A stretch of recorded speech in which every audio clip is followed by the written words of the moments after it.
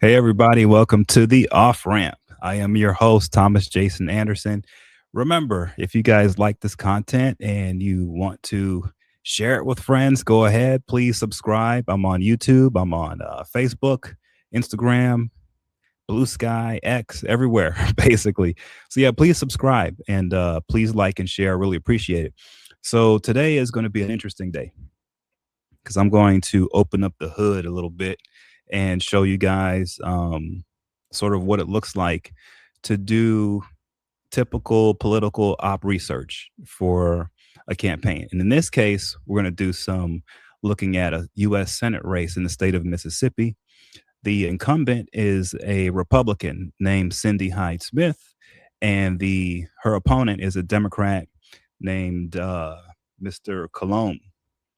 So I have her picture up here. Cindy Hyde-Smith, as you can see here, she was first appointed by the Mississippi governor.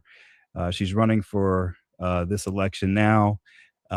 She already got hit up a little bit in the primary with her opponent before about her campaign finance spending. You guys can take a look at that. What I'm going to do right now is dig into something that I looked at, which was really, really strange in her campaign filings. So, to give everyone an understanding of how this works, right? So, members of Congress, members of the Senate, they're allowed to have campaign accounts. And usually it's like their name, you know, Hyde Smith from Mississippi, whatever, whatever. But they also have things called joint fundraising committees, and they also have entities called leadership PACs.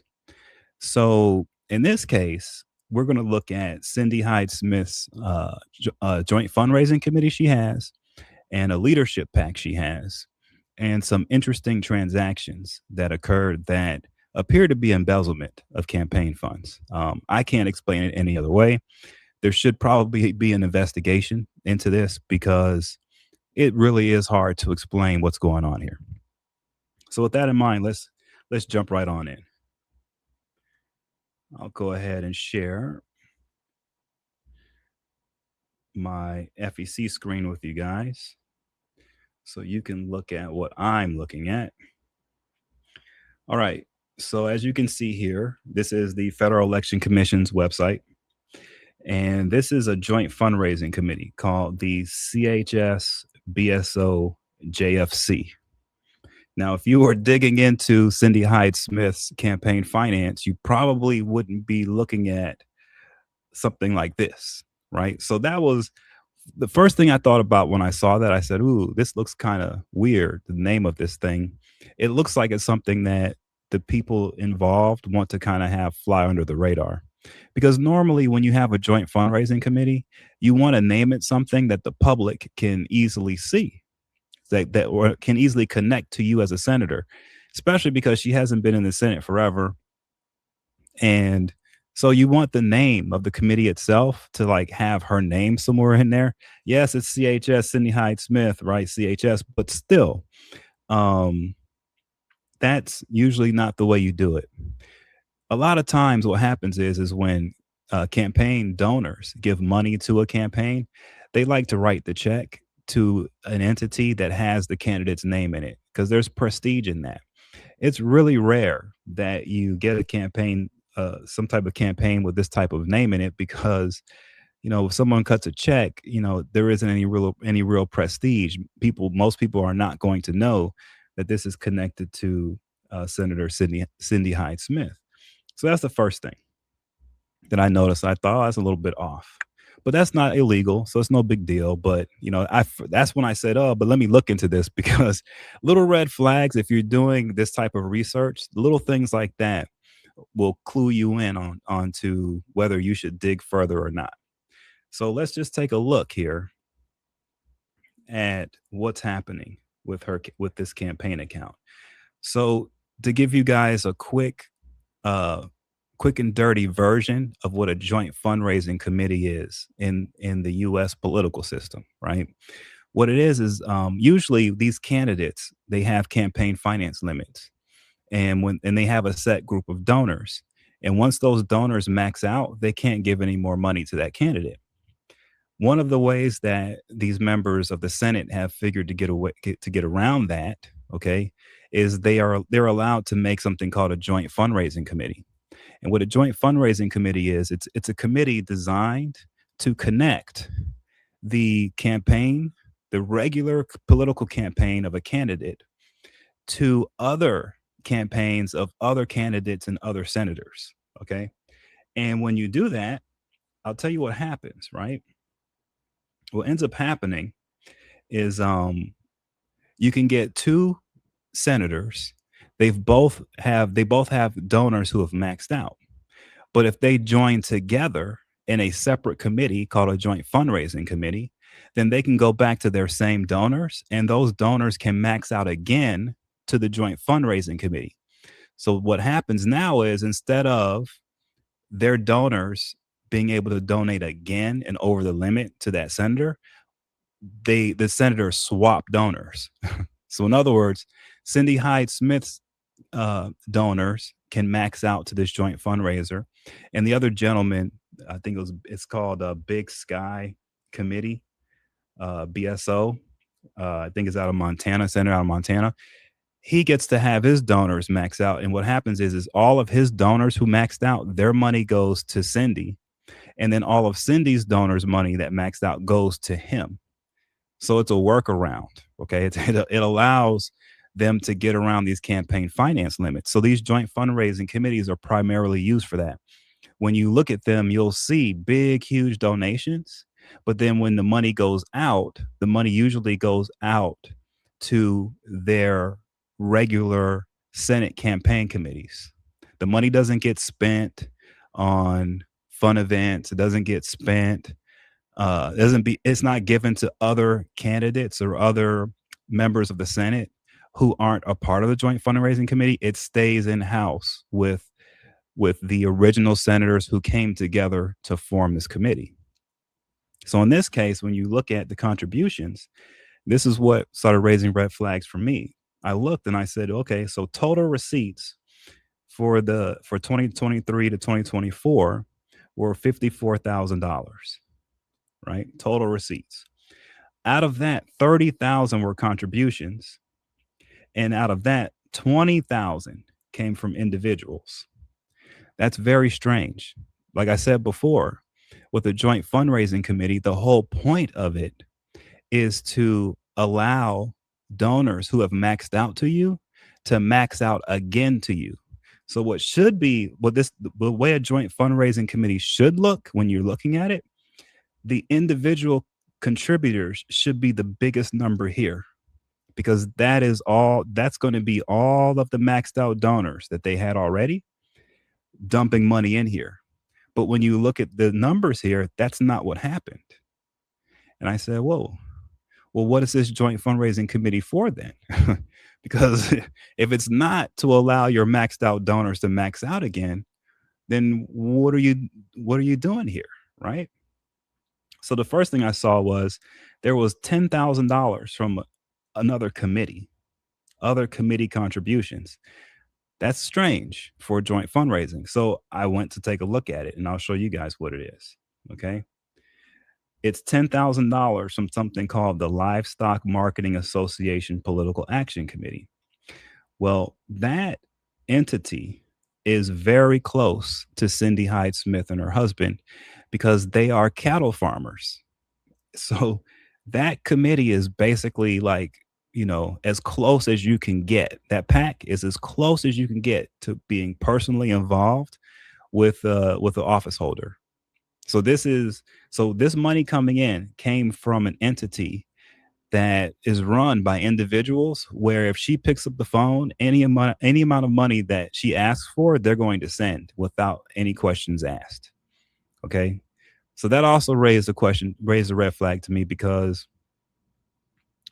usually these joint fundraising committees, they don't take in money from these groups like this, these PACs. This PAC money usually goes to a leadership PAC. It doesn't normally go to these joint fundraising committees. So that was another big red flag to me. So I'm seeing red flags. And then the other one that I saw, which really blew me away, was transfers from affiliated committees. That's when I said, whoa, what's going on here? Because, like I said before, joint fundraising committees are really for maxed out donors. It's not really to be used to dump funds from one committee to another. Like I said before, the reason why you form this is because in your regular committee, they've already maxed out to you. So it doesn't make sense to take money that's already been maxed out and then to shuffle it off to a joint fundraising committee, because the whole point of the joint fundraising committee is to bring in more maxed out dollars, not transfer old maxed out dollars. So I say, oh, this is getting really, really interesting. Then I look down at the expenditures. I said, okay, so if they, and by the way, that's not much money, $54,000. That's really not much for a senator and a joint fundraising committee. It's just not. Okay. Oh, and by the way, take a look at this. When you look at the committee that sent it, right, you can see it came from the Conservative Harvest Success PAC and the Big Sky Opportunity PAC, right? So those are the two PACs that are already together, aligned to form this joint fundraising committee. So then I looked down and I said, okay, well, where is this money going? Is it going out to her regular committee? Is it going out to her leadership PAC? No, it's not.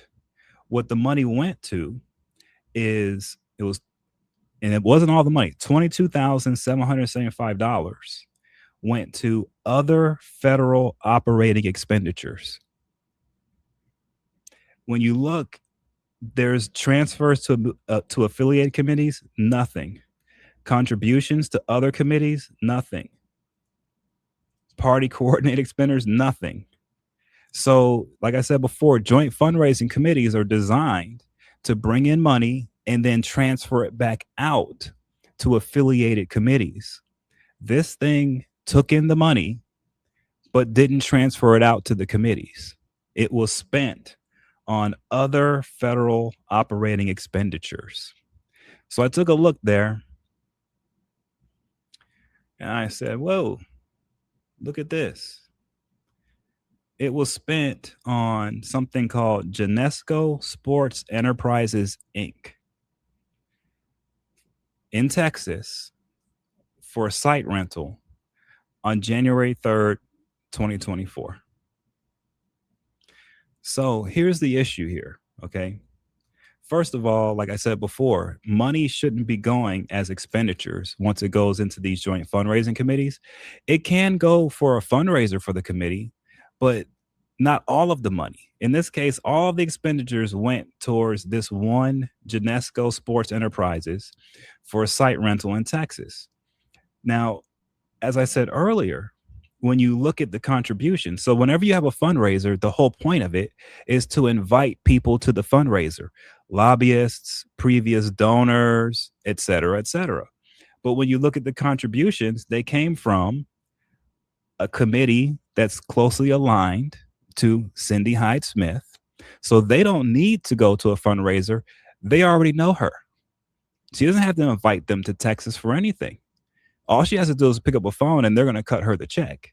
The reason why you have fundraisers, the reason why you pay for site rentals is so that you can hold an event. And that event is supposed to entertain your donors. Well, it doesn't make sense that she would hold an event for a group that she doesn't have to entertain, because this group, the cattle guys, they're going to give her a check no matter what. And then when you look at the $24,000 that came from her affiliated committee, it's like, whoa, why? She doesn't have to invite her own committee to an event. Her and the other guys' committee, they don't have to invite themselves to a fundraiser. Why would you do that? Like, her committee, if she wants the money, she just tells her treasurer, cut me a check. She doesn't have to hold an event for that. So I said to myself, wait a minute here. How is it possible that she gets together, she forms this joint fundraising committee, almost half of the money comes in from affiliated committees to her, right? One that she's really close to, another that she controls, okay? So none of these guys are going to fundraisers. And yet, the only expenditure went for a site rental to Genesco Sports Enterprises. So then I said to myself, well, these Genesco Sports Enterprise guys, they must be pretty, you know, pretty good at fundraisers, right? Because I said, hey, if she's using them and she's dropping, over $20,000 for a site rental in Texas, I wonder how many other members of the Senate have done that, right? So take a look. What we're going to look at now is I'm going to pull up the expenditures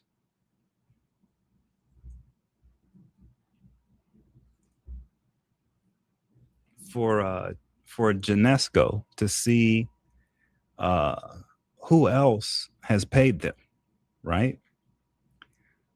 Just to see the other senators. Maybe Ted Cruz has paid them. If they're able to bill that much money and it's in Texas, then I'm sure they've had other types of events. So I popped them into the FEC here for disbursements. Hopefully this will pop up. It's going to take a little bit of time. It's generating. It's searching every single campaign committee right now. Anyone who has ever possibly sent money to it. Let's see what the results are.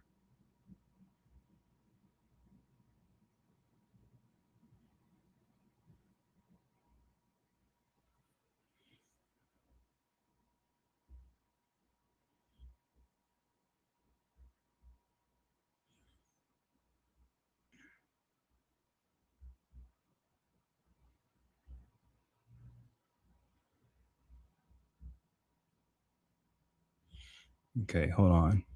By the way, so here we go. There were articles written, for example, in the American Ledger that show that she has had a conflict of interest when it comes to this livestock legislation, pushing it while she's also a cattle farmer. And as you can see, they're also giving her a lot of money into her joint fundraising committee, a joint fundraising committee that doesn't have her name in it, and having a fundraiser where they really don't have to attend. So let's try to pull this up here. Okay, here we go. So take a look, okay? Take a look at who's paying them. What we have here is Loomis Victory Committee gave them for event expense for catering, $2,805, right? Then you've got Conservatives Harvesting Success PAC. That's Cindy Hyde-Smith's PAC.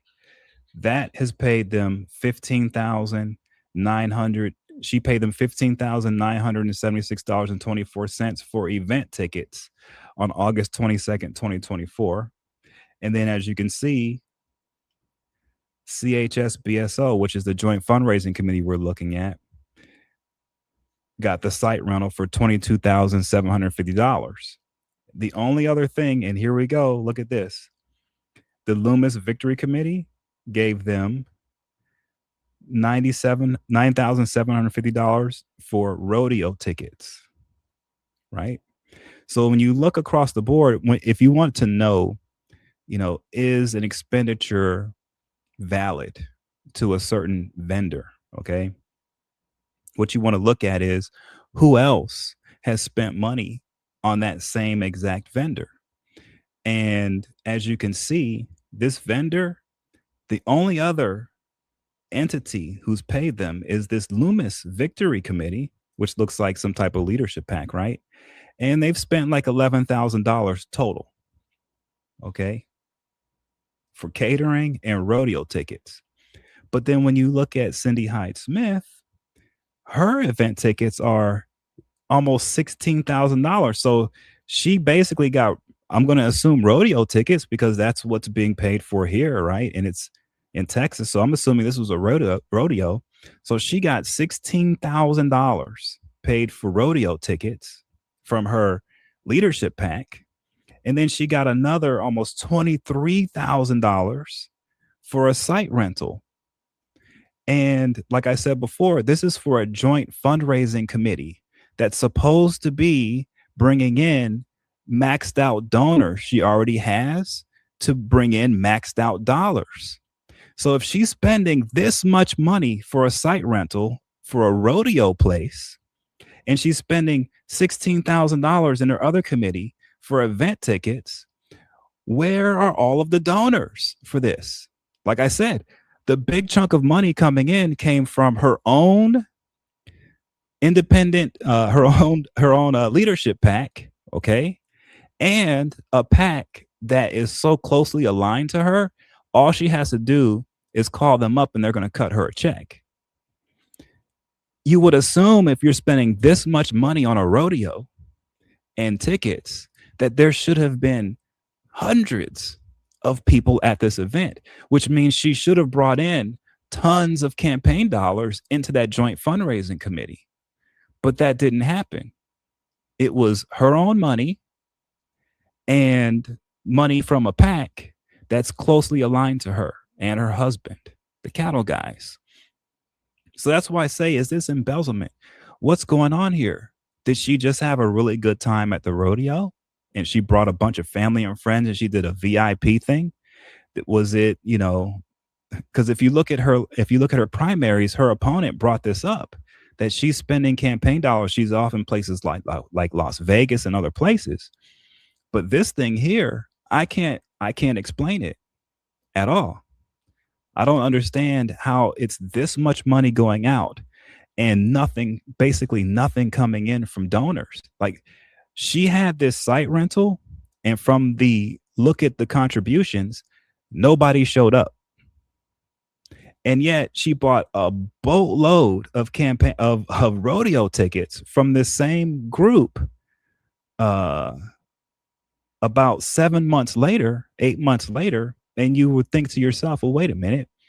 If you rented the place for a rodeo back in January of 2024 and you spent $23,000 and you didn't even bring that much in from donors, from individual donors, then why would you then turn around and spend $16,000 on rodeo tickets at the same place that you came up with nothing on the last time you had a site rental there?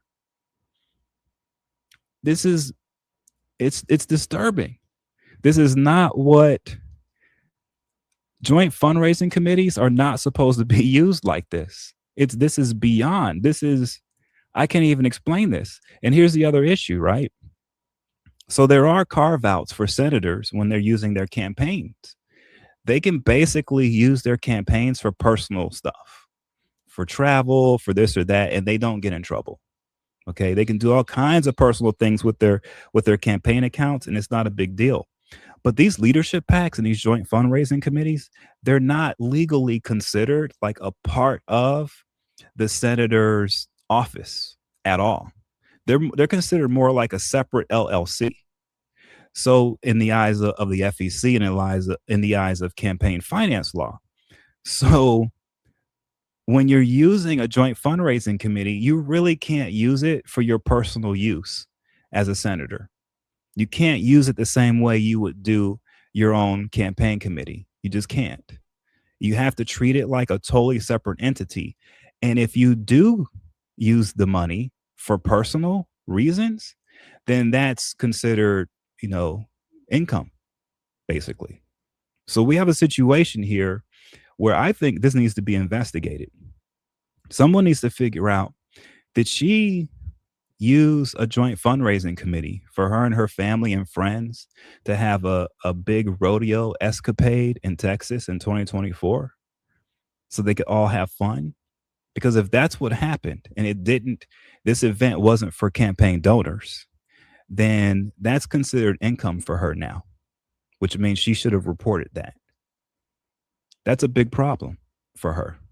So there's more here on her, but I just thought I would bring this up. I thought I'd run this. I go through this to show you guys a little bit of what it looks like to do stuff like this, to do campaign finance, op research, to dig into FEC filings, A lot of it's boring. It's not so fun when you're digging through. But when you come across stuff like this, and you've got rodeos, and you've got no donors showing up, most of the money coming in from affiliated PACs, a leadership PAC that she controls, it starts to look like embezzlement. It starts to look like she's using campaign dollars to live a party lifestyle that she normally wouldn't pay for herself personally. Because I doubt that she would personally drop $23,000 on a rodeo for her to have fun at personally. That's a lot of money. I mean, unless she's like really, really, really super wealthy, and she is a little wealthy, but I don't think she's that wealthy that she's going to drop that kind of cash on a rodeo for her and her family to have fun at. All right. So to me, this is a key for this Senate race in Mississippi. This is going to be a big race. She is the incumbent, but from the looks of it, it doesn't look like she has taken the job very serious. And the guy running against her, Mr. Cologne, they have like a personal beef with each other. So he was up to become a federal judge, and she blocked it. So he couldn't become. So now he's running against her. So this is going to be a hot and heated campaign. I think everyone should pay attention to it, and I think she needs to be investigated. Someone needs to look at this joint fundraising committee and this rodeo event that she supposedly paid for. That I call it the ghost rodeo event because no donors showed up. It was her and her joint fundraiser, her leadership pack, and the cattle guys pack, the livestock guys pack, who threw money in that. And, you know, that was it. This wasn't a thing where she had 100 of her best donors there and they all have fun at the rodeo in Texas. That did not happen. Now, if it did happen, it's not showing up in the campaign finance reports. There are no donations from those people. There are no contributions from those people. So the question is, like, what was this for? I think it was for personal use. I think she was partying with this. And that's a pretty big party that she had there. So yeah, I think an investigation is in order. I think this is just the beginning on her.